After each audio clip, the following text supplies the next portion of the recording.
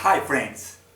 Muito feliz novamente, super animado para gravarmos nosso quinto encontro no nosso canal Compartilhando, no tema Navegando na Crise. A gente tem recebido notícias que cada vez mais confirmam realmente que estamos vivenciando, infelizmente, uma crise que deve perseverar por alguns anos aí, né? Soma de um momento crítico para o Brasil e de um momento também em que o mundo como um todo tem vivenciado certas incertezas, né? Em relação à China, em relação à Europa, enfim, em relação aos grandes compradores que o mundo tem, ok? Bom, hoje a gente vai falar sobre um tema que nasceu na verdade da sugestão do meu amigo Márcio Roque, lá da maravilhosa Capivari, né? Agradeço ao Márcio Roque pela sugestão, que realmente é extremamente relevante quando se fala em crise. E ele me mandou uma mensagem dizendo: eu gostaria que você falasse um pouco para os empresários a respeito de como navegar nessa crise. E realmente, né, pessoal, se tem alguém nesse momento que tem sofrido bastante, né, tem se preocupado muito com o momento, é o empresário. Primeiro porque a crise costuma bater antes nele, para depois bater em nós consumidores, né? E segundo que, obviamente, o empresário ele tem uma preocupação não só com ele, não só com a família dele, não só com a vida pessoal, mas a preocupação dele se estende a funcionários, fornecedores, enfim, clientes.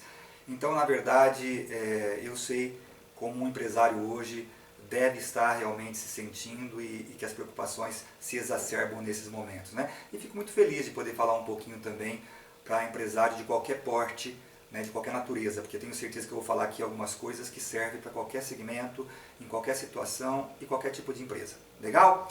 Então vamos lá, pessoal. Primeiro, eu queria comentar o seguinte.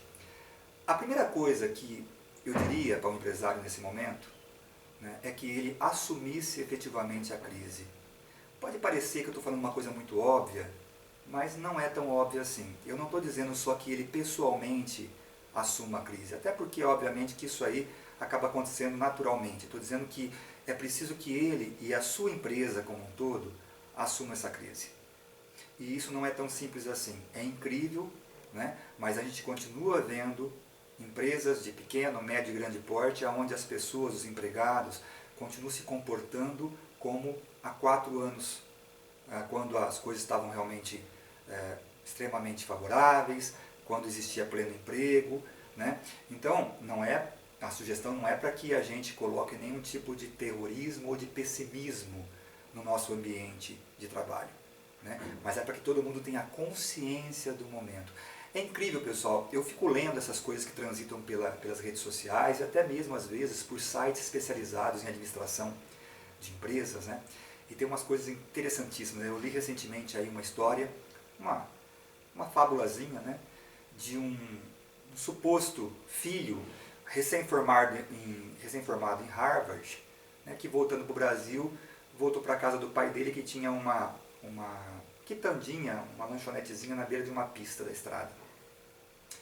E o pai dele estava indo super bem e tal, e caminhando tudo bem, dentro da normalidade e tal, e esse filho que voltou de Harvard começou a dizer para o pai dele que o mundo estava em crise, e o Brasil também estava em crise e tal, e o pai dele falou: eu não percebo isso e tal, e o filho dele foi realmente colocando vários dados, várias informações, mostrando gráficos e tal, pegou lá nos livros que ele trouxe de Harvard e tal, mostrando para o pai e tal, e o pai acabou acreditando que realmente o filho trazia uma informação valiosa, relevante e tal, e a partir daí o pai começou realmente a vivenciar a crise e começou a se sentir um tanto ameaçado e tal, e chegou uma hora que o pai acabou sucumbindo e o negócio do pai faliu. E na verdade, o teor da mensagem, do texto, é muito naquele sentido de que se o pai não tivesse recebido a informação do filho, né, ele talvez não tivesse entrado num processo negativo, né, e não tivesse sucumbido. Gente, isso é lindo como texto. Mas eu queria dizer para quem escreveu isso que eu acho que o que aconteceu não foi isso, não. O que eu acho que aconteceu é que o pai dele estava com a lanchonete lá, quitandinha na beira da pista lá, e diminuiu o número de carros, porque já está acontecendo isso no Brasil. Saíram estatísticas recentes aí de queda violenta no tráfego de caminhões, veículos de passeio e tudo mais. O pessoal está viajando muito menos. Eu diria que o pai dele possivelmente percebeu ao longo do caminho que muita gente que viajava também parou de encostar o carro ali na quitandinha porque não queria gastar dinheiro ali, não queria, né, para quê, se eu preciso economizar e tal. E talvez, né, a consequência dessa falência, né, tenha sido muito mais o ambiente de trabalho, o ambiente de atuação da empresa ou do negócio dele ali, que estava sofrendo com a crise, sabe? Então, assim, isso é um absurdo pensar que se você tapar os ouvidos, fechar os olhos e pensar que não tem crise, ela não vai se abater sobre você. Isso aí é balela de artigo e de palestra, né? Porque basta olhar, por exemplo, o governo federal, né, que passou 2 ou 3 anos recusando aceitar que pudesse existir aí uma crise, né?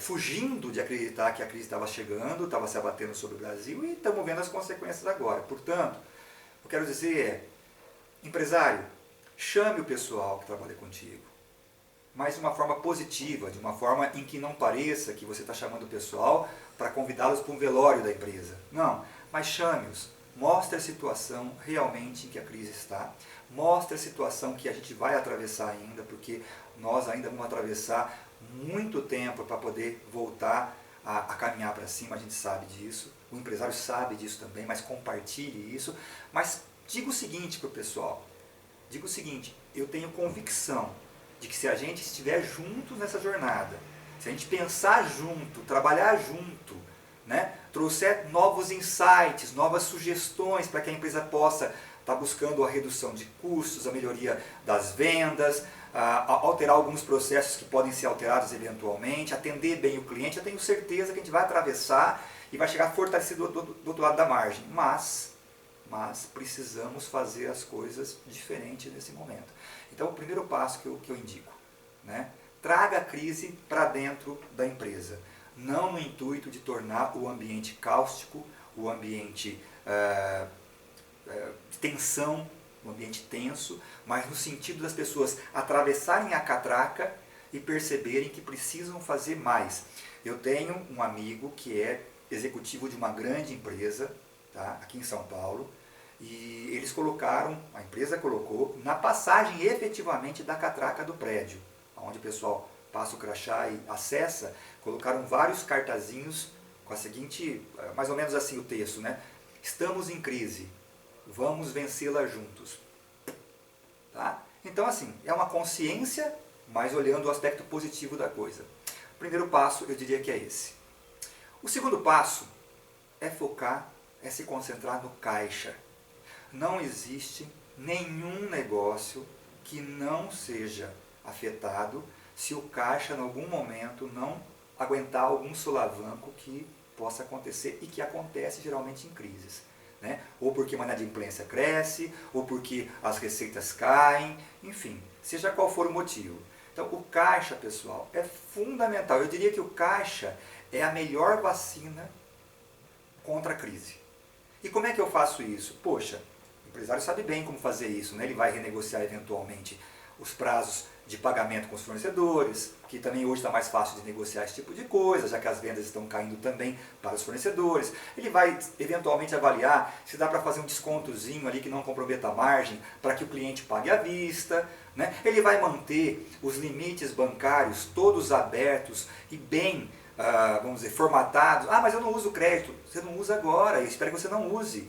Mas se eventualmente alguma coisa acontecer e você precisar recorrer a um banco, você precisa ter um limite já pré-estabelecido, né, com linhas razoavelmente, não baratas, mas compatíveis com o teu negócio, porque senão você vai ter que recorrer de repente a uma factoring, ou de repente a um agiota, que é pior ainda, tá certo? Então manter os limites bancários totalmente atualizados e tudo mais. Né? O que mais que você pode fazer?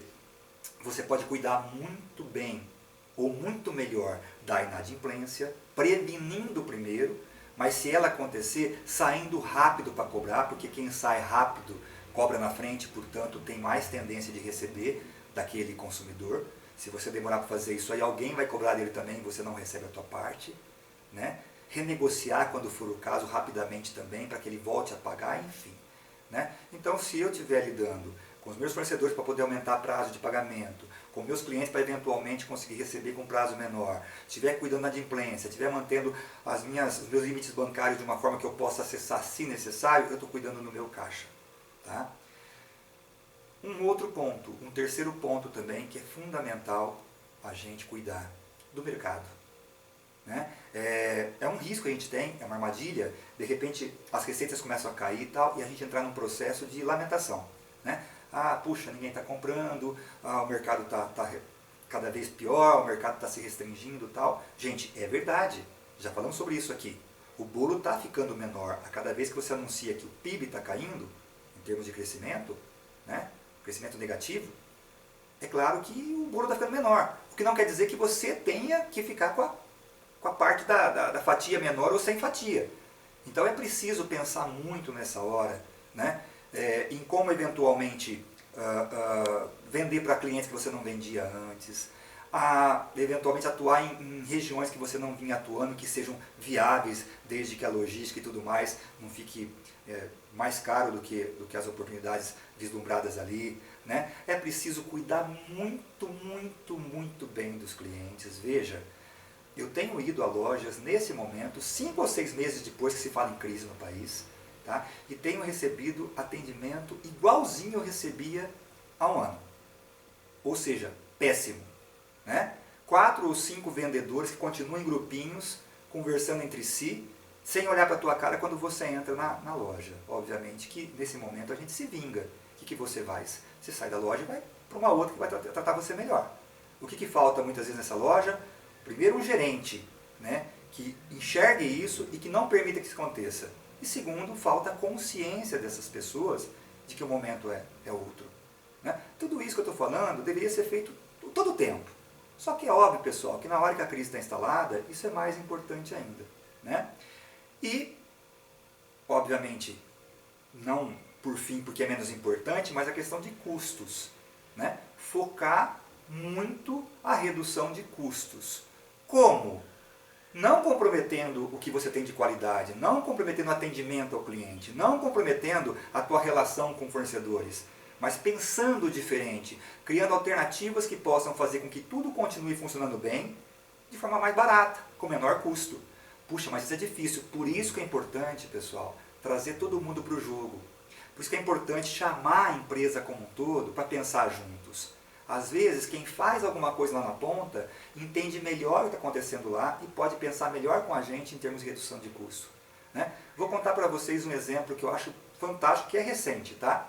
Há uns 3 meses, um pouco antes do final do ano, eu estava num laboratório farmacêutico, fazendo uma palestra, e o executivo que me recebeu lá estava me contando que uma unidade toda, que representa praticamente 70% da produção da fábrica lá, tinha conseguido idealizar um novo processo de produção durante os 2, 3 meses que eles discutiram lá novas formas de fazer e tal, de tal forma que eles pudessem fazer o que eles produziam em 44 horas, pudessem produzir em 40. Ou seja, todos os turnos trabalhavam na empresa, 3 turnos, tá? Trabalhavam de segunda a sábado, de segunda a sexta 8 horas e ao sábado 4 horas.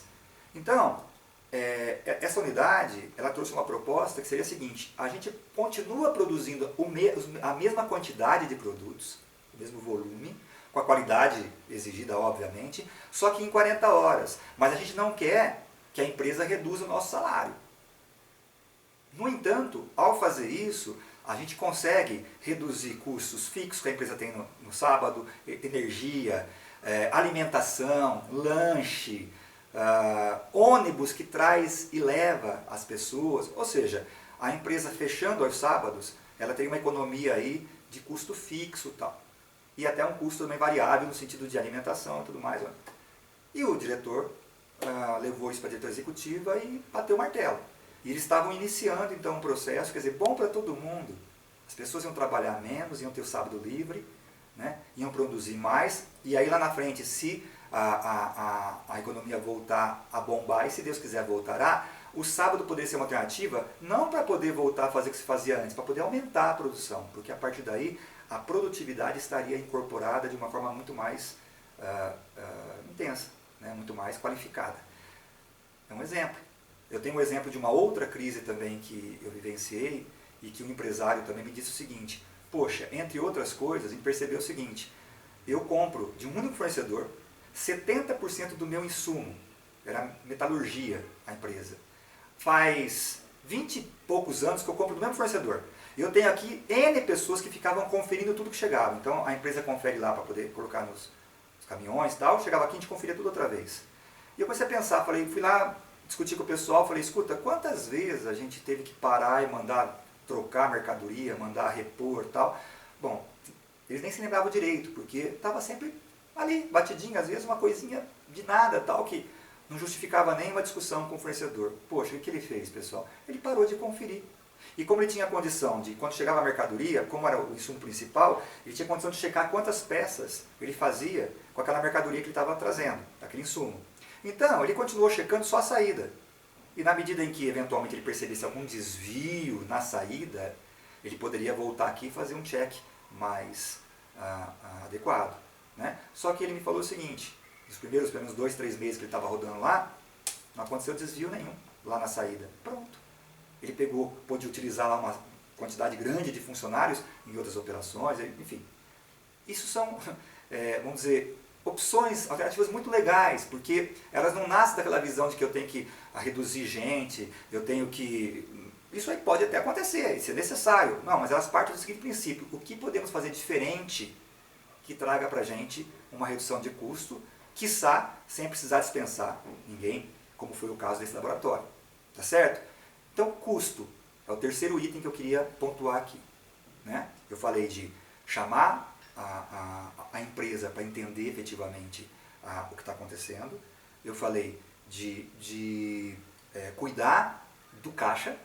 Né? Eu falei de cuidar do mercado, atendendo com excelência o cliente, né? Prospectando novas oportunidades de mercado e assim por diante. Né? E eu falei de custos. Tá? E por fim, eu queria dar uma última dica, que é em relação a pessoas. E eu não deixei as pessoas por último, por acaso. Eu deixei efetivamente porque eu entendo que pensar em cortar, pensar em downsizing, pensar em reduzir custos com as pessoas, deveria ser para o empresário a última opção.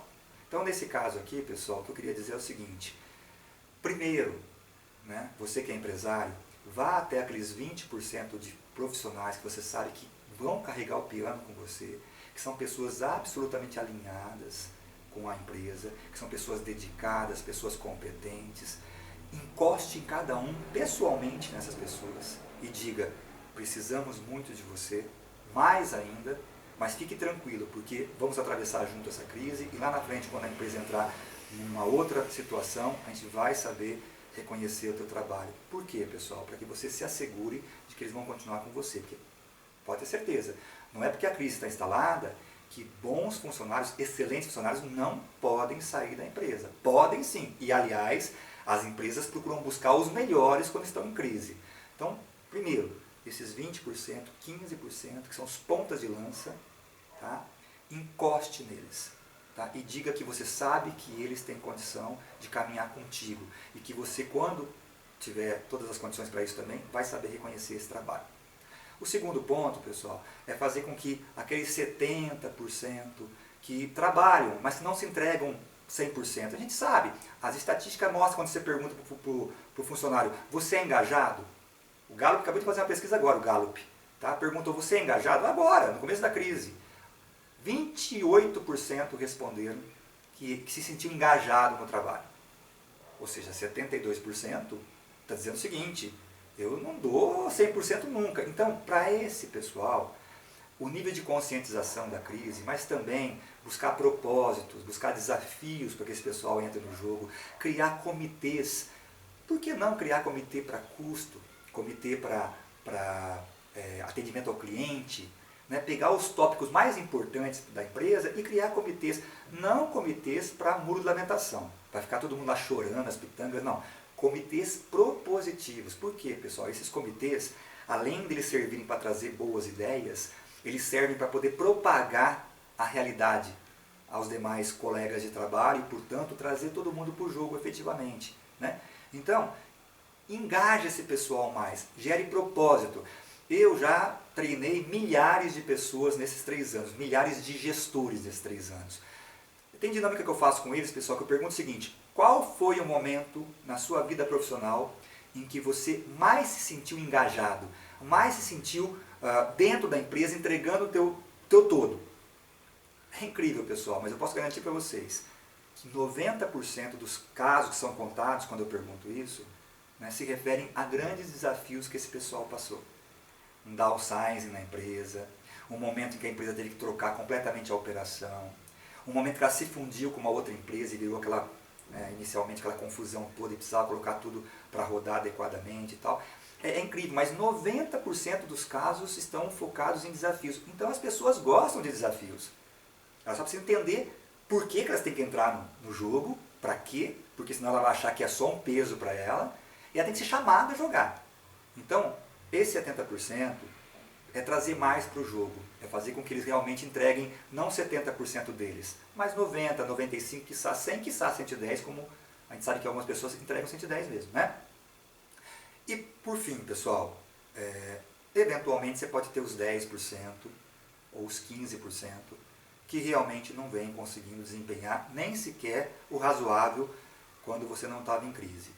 Pessoal, aí a minha visão é a seguinte, é avaliar se esse pessoal tem realmente como reverter tudo isso, e se não tiver como reverter, é aproveitar o momento para substituí-los. Não dá, pessoal.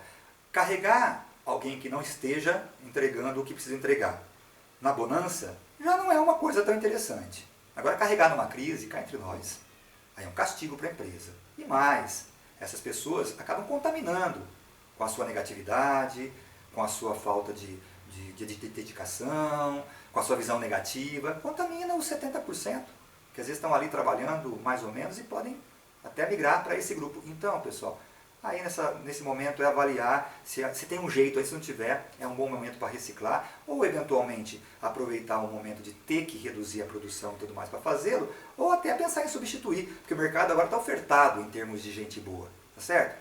Poxa, Edson, mas você está dizendo então o seguinte, nós estamos em crise e você está estimulando o empresário a aumentar a crise, aumentar o desemprego? Não, eu não disse isso.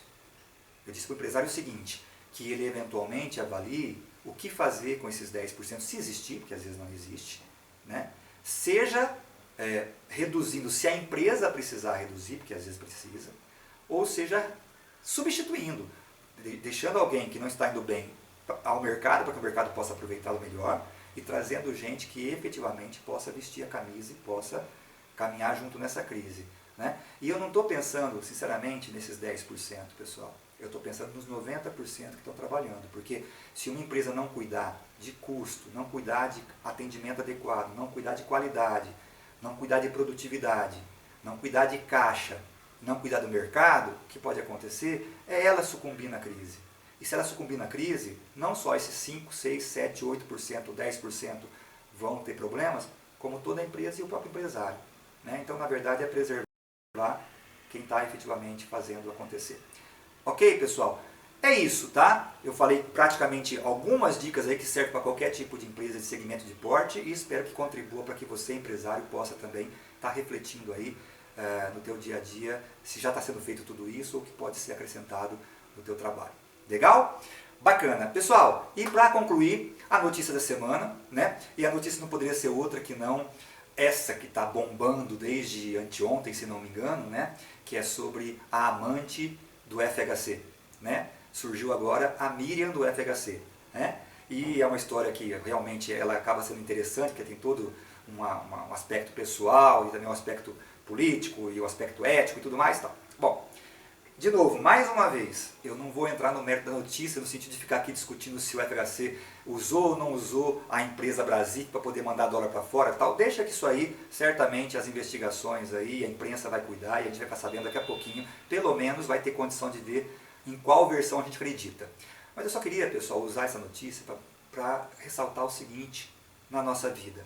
Vejam, a nossa política hoje, não é de hoje, já vem sendo assim nas últimas eleições, tal.